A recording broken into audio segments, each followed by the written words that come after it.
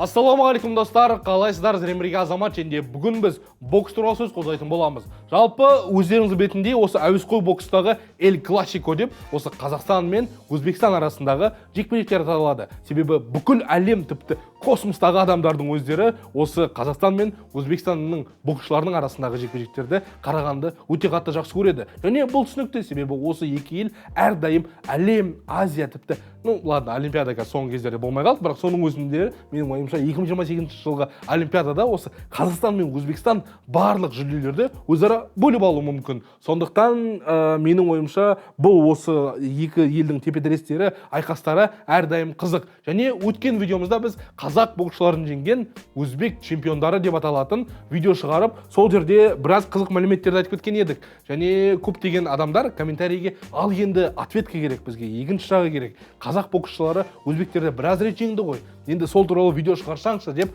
сұрағасын арнайы сіздер үшін осы видеоны шығарып отырмыз. Сондықтан видеомызға лайк басып, арнамызға тіркелуді ұмытпаңыздар. Және сіздердің ойыңызша осы Қазақстан мен Өзбекстан арасындағы қателеспесем 50-60-70 жекпе-жектердің шамада өткен еді. Соның арасынан өздеріңізге қатты ұнайтын бір жекпе-жек бар ма? Мысалыға, менің ойымша қазіргі сәтте ең үздік жекпе-жектердің бірі бұл Айбек Оралбай мен Жахангир Закировтың Ливерпульдегі әлем чемпионатында өткен жекпе-жегі. Ал сіздердің ойларыңызша ше?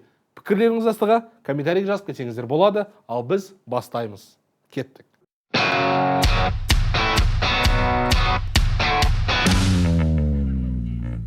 Айтпақшы, осы видео басталмас бұрын міндетті түрде айтып кететін жайт, осы тізім жасағанда біз кем дегенде 5 жекпе-жек өткізген жігіттерді алған едік. Сонымен қатар бүкіл статистика ретінде, сілтеме ретінде барлығын бокс-рек сайтына алдық. Сондықтан қандай да бір қате кетіп жатса, айып етпеңіздер, комментарийге жазып кетсеңіздер болады. Махмуд Сабырхан 2022 жылғы Астана қаласында өткен Елорда Кап турнирінің жартылай финалында Махмуд Сабырхан Шахзод Музафаров деген өзбекстандық боксшыға қарсы шығып, соны жеңіп кеткен еді. Ақыр соңында Махмуд сол турнирдің жеңімпазы атанды. Және осыдан кейін қателеспесем осы Шахзодпен кем дегенде 2-3 рет кездескен болатын. Дәл сол жылы Иордан елінің астанасы Аман қаласында өткен Азия чемпионатының жартылай финалында дәл осы Шахзод Музафаровпен қайтадан кездескен еді. Және осы жолы Махмуд басым болып жеңіске жетіп финалға жолдама алды. Бірақ өкінішке орай финалда жеңіліп қалған еді. Жалпы сол 2022 жылғы Азия чемпионаты көбісі үшін өте ауыр болды. Себебі қателеспесем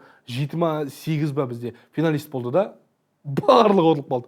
Там қателеспесем 2-3 жеңіске жетті.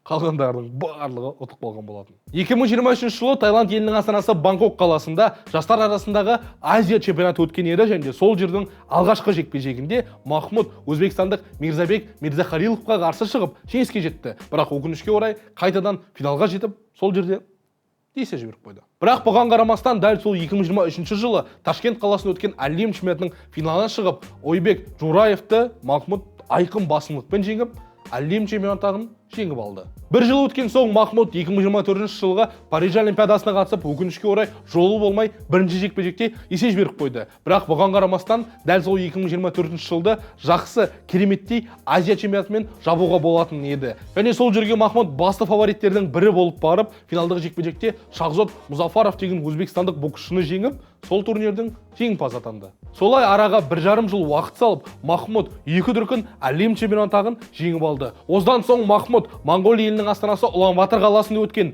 2026 жылғы Азия чемпионатының ширек финалында қайтадан осы өзбекстандық Шахзод Музафаровпен кездесіп, қайтадан жеңіске жетті. Бірақ өкінішке орай келесі жекпе-жегінде жергілікті моңғол боксшыны есе жіберіп қойып, осы Азия чемпионатының қола жүлдегері атанды. Санжар Ташкенбай. Санжар 2021 жылғы жастар арасындағы Беларусь елінің Гомель қаласында өткен рейтингтік турнирдің финалына шығып, сол жерде өзбекстандық боксшы Мұхаммед Қадыр Мамержоновқа есе жіберіп қойды. Бірақ бұл жеңіліске қарамастан шамамен 1,5-2 айдан соң Польша елінде осы жастар арасындағы қайтадан рейтингтік турнир өткенде, соның ширек финалында біздің Санжар өзбекстандық боксшыдан реванш алды десек болады. Ибрахим Ишонов деген жігітпен кездесіп, содан басым түсіп, ақыр соңында осы турнирдің жеңімпазы атанған болатын. Осы кезде Санжардың үлкен және мықты таланты бар екенін барлығы түсінген еді. Сөйтіп 2021 жылда Санжар Дубайда өткен жастар арасындағы Азия чемпионатында аяқтап, сол жердің жартылай финалында қайтадан өзбекстандық боксшы Мұхаммед Қадыр Мамержоновпен кездесіп, жеңіске жетті. Ал ақыр соңында осы турнирді де жеңіп кеткен болатын. Араға бір жыл салып Санжар 2022 жылғы жастар арасындағы Азия чемпионатында өнер көрсетті және осы Азия біріншілігі Аман қаласында, яғни Иордания елінде өтті. Және сол жердегі жеребе тарту бойынша алғашқы жекпе-жегінде Санжар өзбекстандық Асылбек Жалиловпен кездесіп, бірден жеңіске жетті. Және ақыр соңында осы турнирді де Санжар жеңіп алған болатын. Келесі 2023 жылда да Ташкенбай жастар арасындағы Азия чемпионаты атанды. Бангкок қаласында өткен финалдық жекпе-жекте Шадиоржон Мелкузиевтен басым түсіп, осы турнирді жеңіп кеткен болатын. Бірер ай өткен соң Өзбекстан елінің астанасы Ташкент қаласында әлем чемпионаты өтті және осы әлем чемпионатының 1-8, яғни 8-1 финалында қайтадан дәл осы Шадиоржон Мелкузиевпен біздің Санжар кездескен еді және анау жекпе-жек әлі есімде. Бүйтіп тұрады да алдыңғы қолмен, боковоймен нокдаунға жібереді және сол турнирде Санжардың жұлдызы жанып, әлем чемпионы атағын жеңіп алды. Осыдан соң 2024 жылы Болгария елінің астанасы София қаласында Странжа кубогы, яғни кіші әлем чемпионатының жартылай финалында біздің Санжар Асылбек Жалиловты да жеңіп кетіп, бірақ өкінішке орай ақыр соңында финалдық жекпе-жекте есе жіберіп қойды. Бұл аз десеңіздер, осы 2024 жылдың соңында Чангмай қаласында өткен Азия чемпионатының финалында өкінішке орай біздің Санжар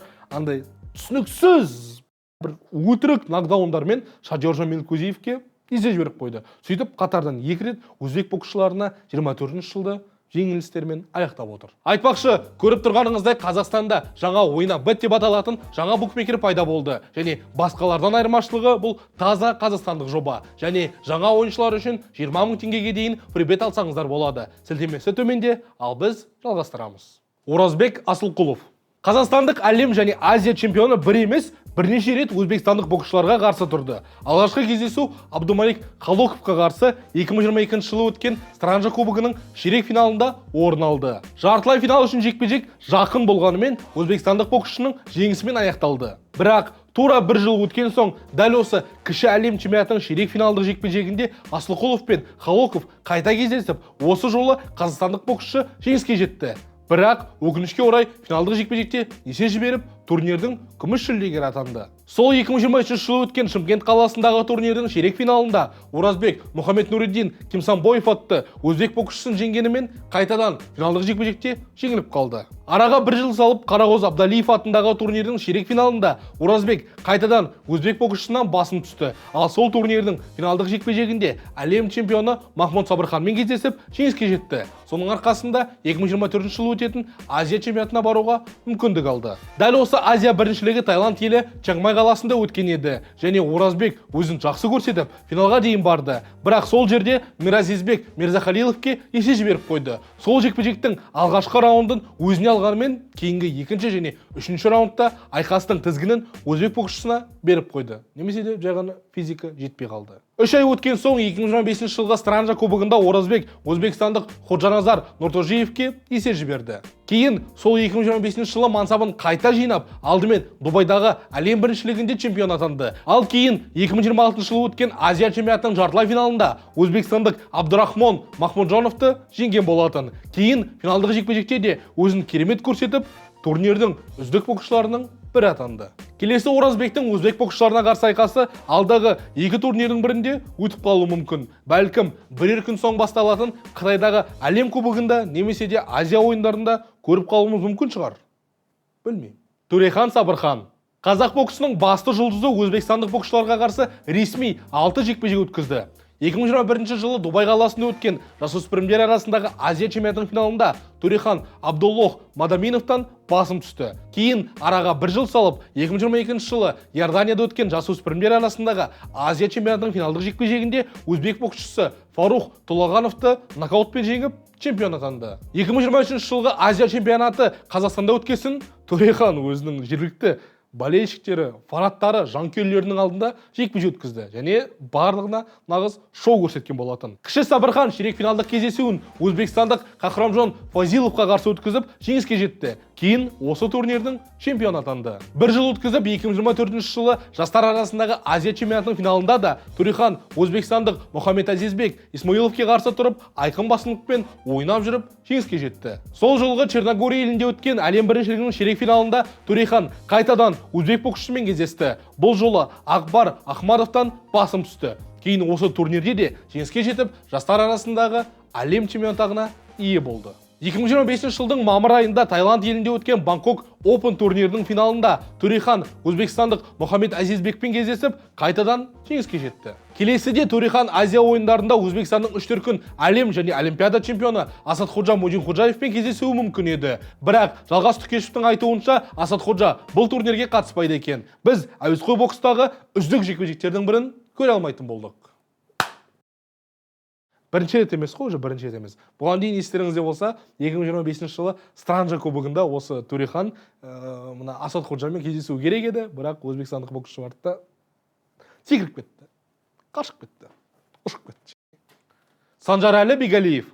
Төреханмен бір буында өсіп келе жатқан Санжарәлі өзбекстандық боксшылар үшін алынбайтын қамал секілді көрінеді. 2022 жылы Иорданияда өткен жасөспірімдер арасындағы Азия чемпионатының жартылай финалында Бегалиев өзбекстандық Сардор Дилоловтан басым түсіп, осы турнирдің жеңімпазы атанды. Келесі 2023 жылы Баку қаласында өткен турнирдің ширек финалында өзбек боксшысы Шербек Шокировпен жолығып, қайтадан жеңіске жетіп, турнирдің чемпионы атанды. Сол жылы Астанада өткен жастар арасындағы Азия чемпионатында да өзбекстандық Жафарбек Шахбазовтан басым түсті. Кейін осы турнирдің де чемпионы атанды. Жалпы менің ойымша, осы буында Санжарәлі Бегалиев қатыспаған турнирі жоқ қой ана жерде. И әрқайсысында чемпион атанып жүр. Красавчик.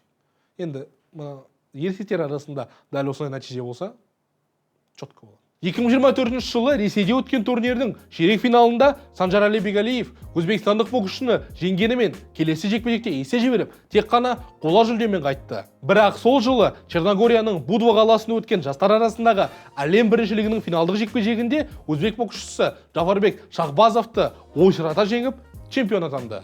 2025 жылы Баку қаласында өткен турнирде Санжарәлі финалға дейін жетті. Бірақ этникалық өзбек боксшысы кейін Әзербайжан атынан өнер көрсетіп жүрген Саиджамшид Жафаровқа тәжірибе жетпегесін есе жіберіп қойды.